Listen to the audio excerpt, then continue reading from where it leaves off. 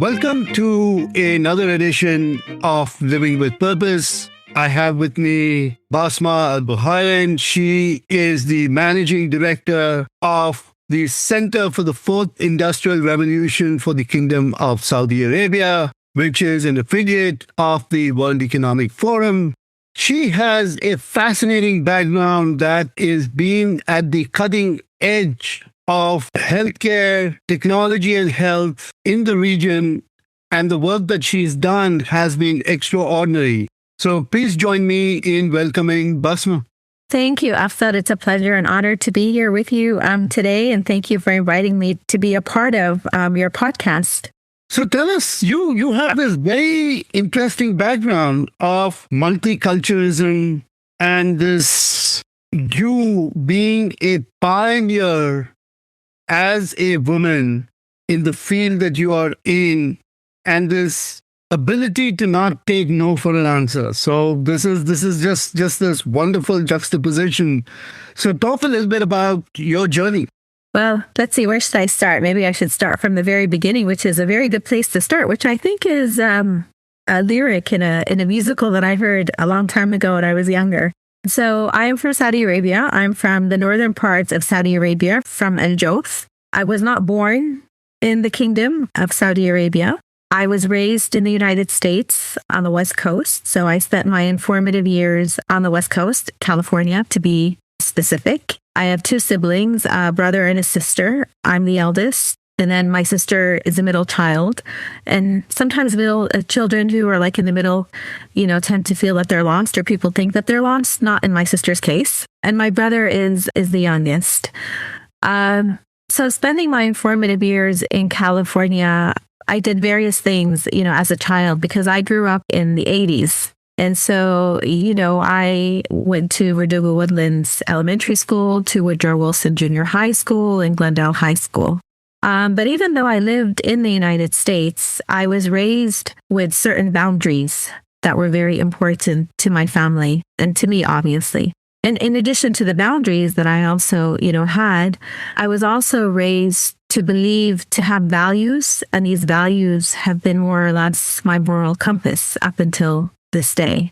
And so there are various things that were very important to my family as a child when I was growing up.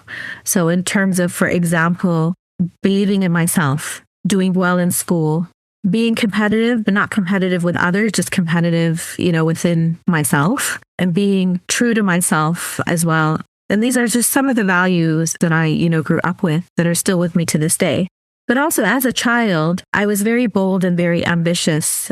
And I don't think I really realized how ambitious I was until as I grew up and I got older and I reflected on my childhood, I realized that there were certain things that I used to watch and certain things that I used to do. And that was because of the ambition that I have. So I'll give you an example. I used to love watching The Bionic Woman, and I used to think I was a bionic woman and I had some mechanical powers, mechanical arms and mechanical leg. And I would, sway my arms up and down and jump off of like 5 or 6 steps to the ground and then do the same thing, swing my arms up again and try to, jump back up to the last step of the stairs. And I used to think I was Wonder Woman, thinking twirl around, get into my own costume. And, I'd have my lasso and I'd be, chasing bad people and taking them down.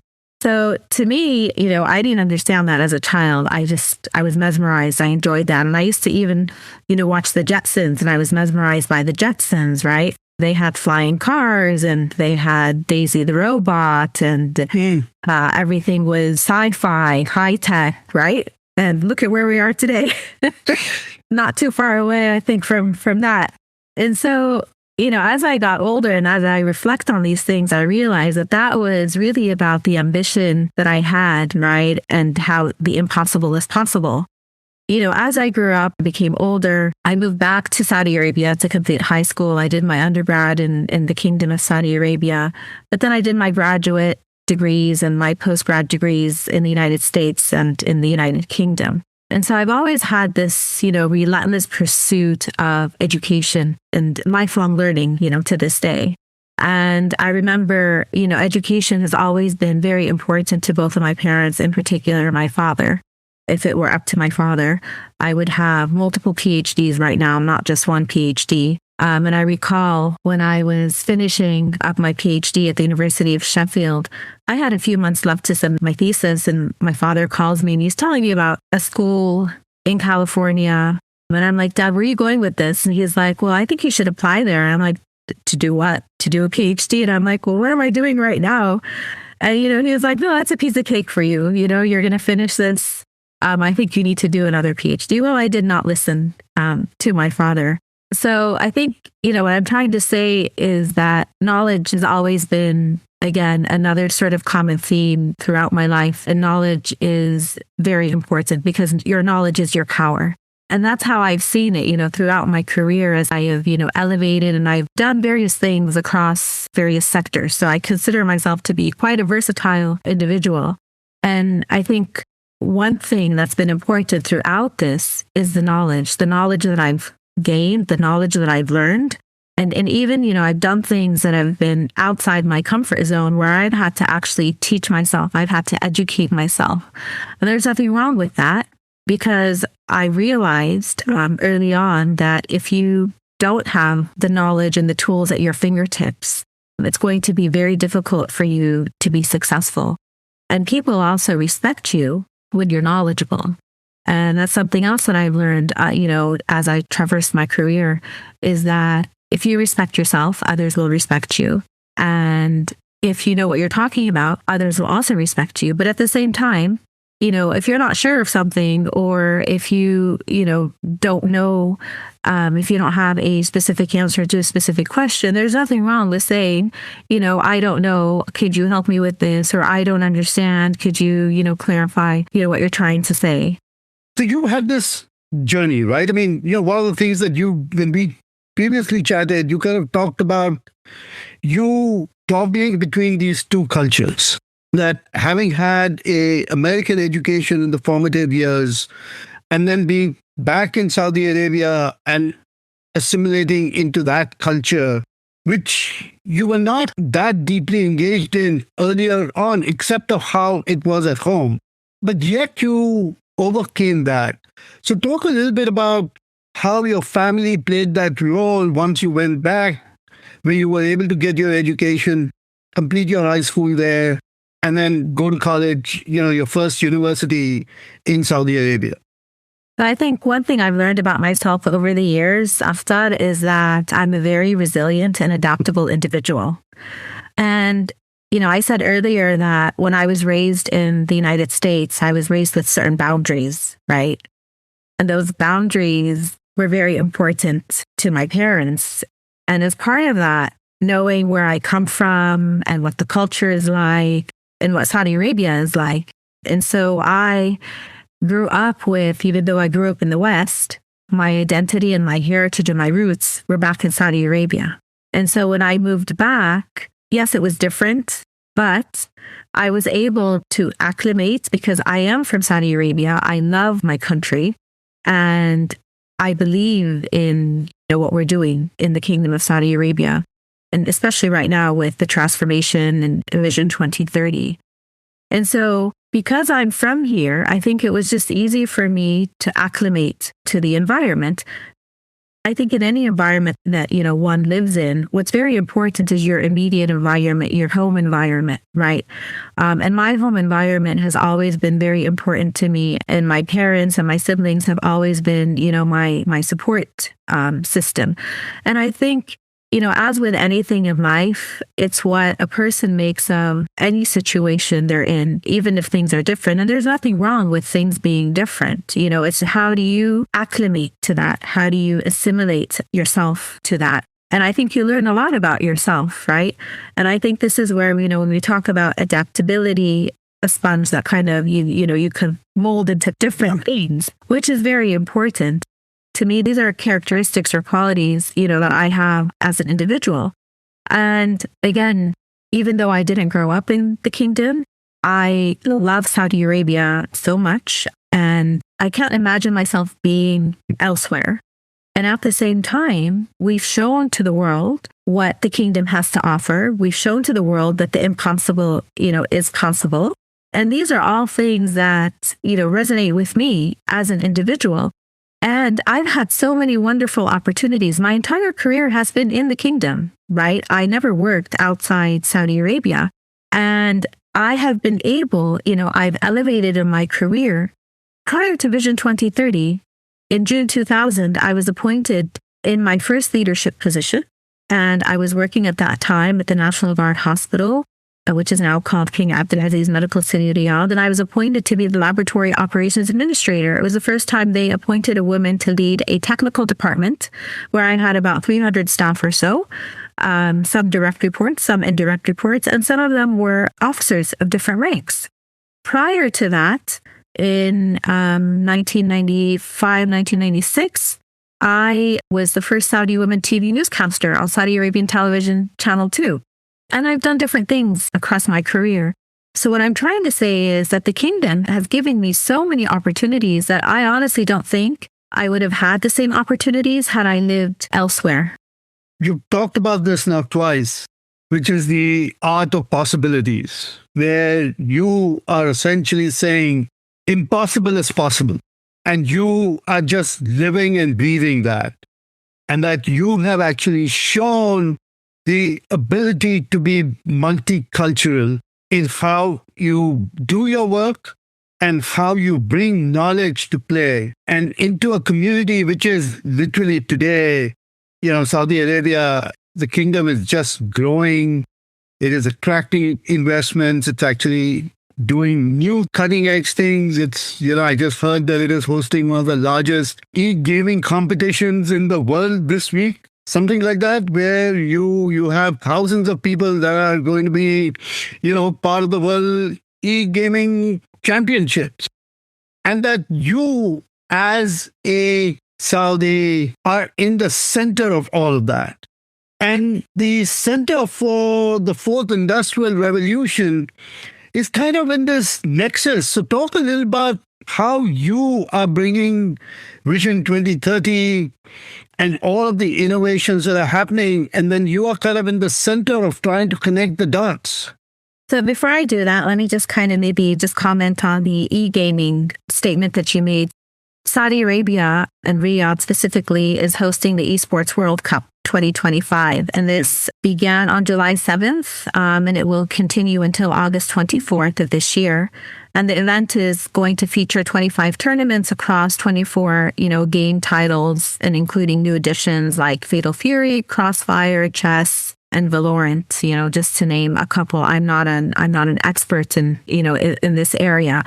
And this is not the first year that, Saudi Arabia is hosting this. And, everything that we're doing in the kingdom is so breathtaking and it's so beautiful. And we are modernizing and we're transforming economically, socially, and culturally, while yet retaining our identity and our cultural heritage, which is so important. Because without that, losing that, like if someone doesn't, stick to their identity and heritage, then what do you have?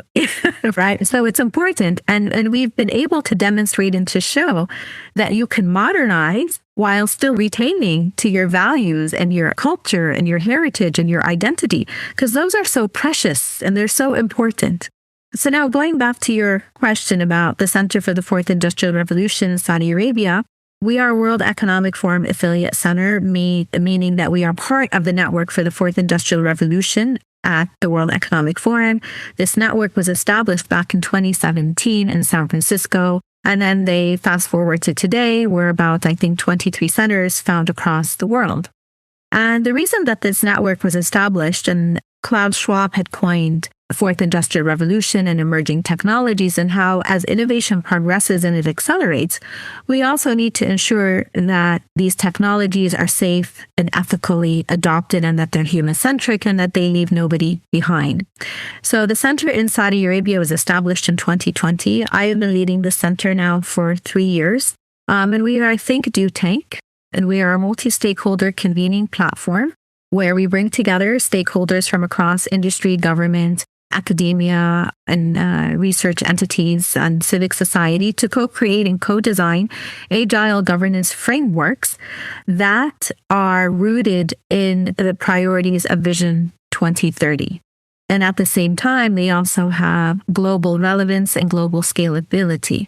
So our asset, our key asset at this center is our thought leadership. And whether this thought leadership is in the form of different publications that we put out, that we co-design and we co-develop, or through our presence in various global, regional, and national meetings where we are invited speakers to talk about various topics. Now, at the center, we focus on a number of technology domains. And these technology domains are all aligned with the World Economic Forum. And the areas that we are currently focusing on include quantum, smart cities, synthetic media and education, critical minerals, autonomous systems, and digital transformation for small and medium enterprises. So a key part of my role is how do I bring Saudi Arabia to the global stage and the global stage to Saudi Arabia? Because at the end of the day, when I am, participating in these meetings, and even in the communities from within the World Economic Forum, I'm there to really represent what the kingdom is doing when it comes to governance aspects of the advanced and frontier technologies. And I'd like to use the words advanced and frontier technologies as opposed to emerging. You just came back from China. You were there for the World Economic Forum in Tianjin. Just share briefly for our audience some of the key conversations that were there and some new thinking that is coming out from those conversations that we should be aware of. So we are at a point where we're talking about now the convergence of technology. So artificial intelligence converging with other frontier technologies, such as quantum. And these are very important things for, industry leaders and even decision makers and governments to take into consideration as they're thinking about innovation and how innovation is accelerating. And what are the types of technologies that are going to be important for us to think about now for the future? At the same time, the topic of collaboration, global collaboration, has been and continues to be something that's very, very important because innovation knows no borders, and you can't do things alone. And so it's how do we also increase collaboration amongst different stakeholders and amongst different nations as well. Another area that's also been talked about is artificial intelligence and agentic AI and robotics and, the intersection of all of that and the convergence of technology that I also mentioned, a few minutes ago, but also the ethical responsibilities that we have, whether it's for artificial intelligence or quantum or other advanced and frontier technologies. So the ethical aspects that we also need to be concerned about and also mitigate for, whether it's cybersecurity, whether it's privacy. These are just a few examples. And workforce development and talent development, which is also fundamentally important, and focusing not just on the technical areas of workforce development, but also on the soft skills of individuals as well, especially as now we're seeing technologies converge and there's going to be more human-to-machine interaction, much more than there was before. Machines and humans are going to live in a symbiotic relationship. And so what sort of skills do we need as humans to enable us to also live harmoniously within the symbiotic relationship? So this is a great way for us to segue into this last piece of the conversation as we come to an end. So you're talking about new skills, new ways of showing up. So how are you marrying in the world that what you are doing with technology and quantum physics and AI and agentic AI and all of these things, and then centering it to people and purpose and the importance of purpose? So talk a little bit about that and how has that driven you in everything that you are doing? I think, first of all, although I've done so many very, very things across my career, technology has always been a cornerstone or one of the key threads or common themes across, my entire career. And I think when I reflect on myself as an individual and I think about my value system, living with purpose for me has been about a number of things. One is around pursuing the impossible, because I've always believed that the impossible is possible. But for me to pursue the impossible, I have to have perseverance and determination, while at the same time also staying authentic and true to myself. In addition, I've also believe in the importance of helping others selflessly and not being selfish. And at the same time, being supportive and empathetic. And very importantly, it's also been important for me to remain very curious and inquisitive and to embrace growth through humility and reflection as well. Because I think when you have humility, it says a lot about you, as an individual. I think it's important sometimes for a person not to talk about him or herself. And I think the person's work will speak for, him or herself. It also makes you more grounded and more balanced. And I think it's important to have that grounding and to be balanced. So those are sort of, I think, key areas of how I see my purpose of living, because it's not about me. It's really about the impact that I can make, whether big or small, and how I can help and support others without expecting anything in return as well. But also being able to rise up when the going gets tough. So having that resiliency and also having the adaptability that we also spoke about earlier. And one thing that I didn't mention, which is also fundamentally important, is believing in oneself and having confidence, right? Which is also essential. Again, this notion of authenticity and showing up with belief in yourself, but doing it in a way that is authentic. And it's not just about yourself, but it is really about how you extend the common good and include the community in whatever you're doing. This is just such a fabulous way into think. So let's end with you sharing your one golden nugget, a piece of wisdom that you live by that you would like to share with our listeners. Embrace the unknown. Because I think there are a lot of things in our lives that are unknown. And I think when you embrace that, you're rising up to the challenge. And, challenges for some people and for people like me have always been things that I thrive on. And there's nothing wrong with that. And when you thrive on challenges, you're embracing the unknown because you really don't know if you're going to succeed or not. Other challenges will kind of come in your way, what sort of roadblocks, hindrances that you need to, overcome.